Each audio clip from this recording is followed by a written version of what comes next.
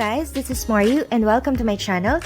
Ang ipe-prepare natin ngayon ay ang yummy and healthy na chop suey.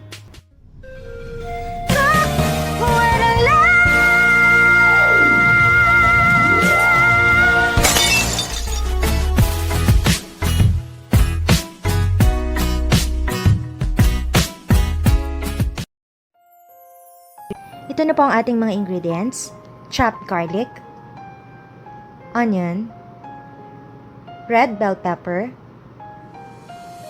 sugar, water,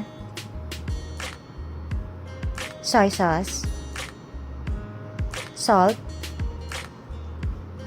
ground pepper, oyster sauce, cornstarch,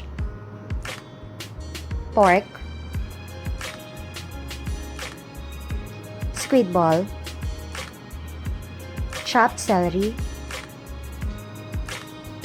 repolyo or cabbage, carrot, sayote, bagu beans, vinegar, and oil. Okay, simulan na po natin ang pagluluto.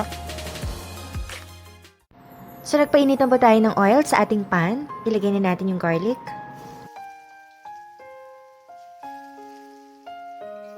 Then, onion. Pork.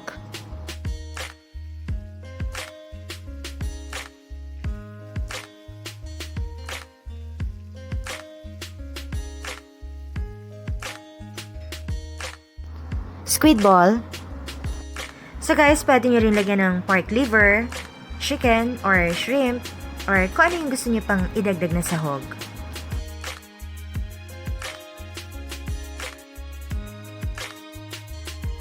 And now the celery.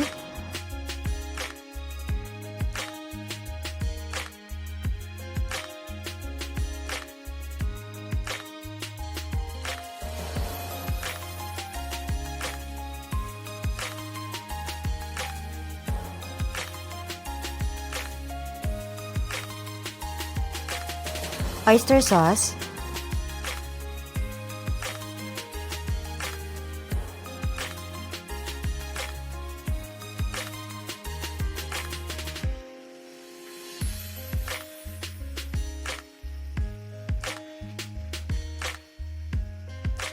soy sauce,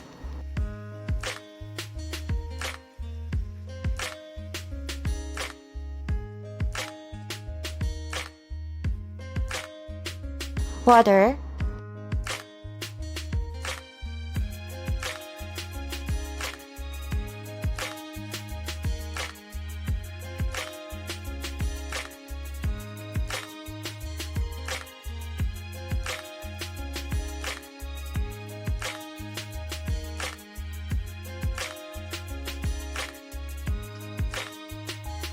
salt,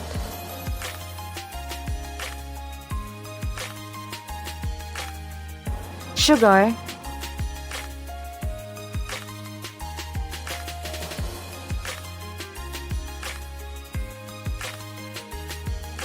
ground pepper,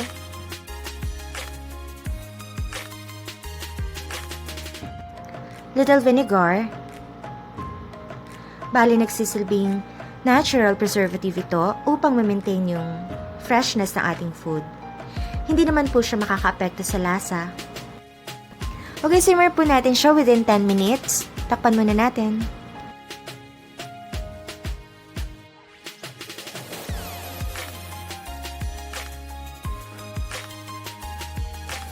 And now, lagay na natin yung cornstarch.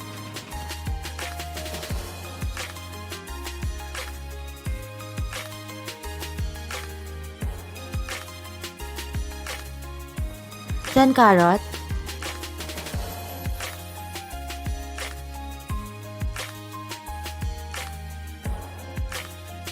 Sayote.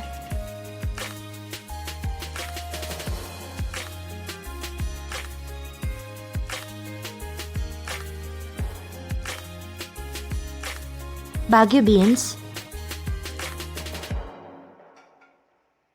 red bell pepper,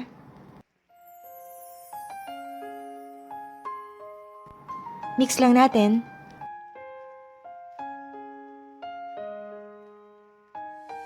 Okay guys, so tatakpan po muna natin ito at isisimmer natin siya within 3 minutes.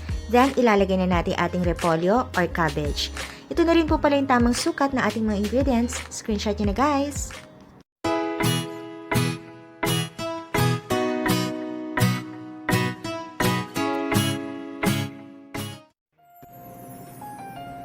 Ayan, so sandali lamang po natin niluto ang ating vegetables upang hindi po mawala ang kanyang sustansya at ma-maintain pa rin ang crunchiness nito. And now, lagay na natin yung repolyo or cabbage. Guys, don't forget, sa pagluluto, lalagyan po lagi natin ng pagmamahal dahil ito po ang susi upang maging masarap po ang ating niluluto. Sa bawat halo, lagi po natin sasamahan ng heart!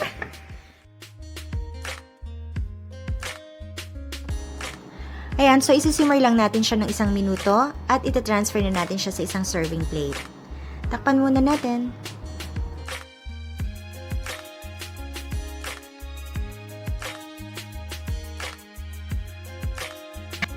Ready na po ang ating yummy and healthy chop suey. So guys, just click thumbs up or like kung nagustuhan niyo pong ating recipe. And don't forget to click subscribe and tap the bell para ma-notify po kayo sa lahat ng ating mga susunod na lulutuin. So again, this is Mario. Thank you for watching.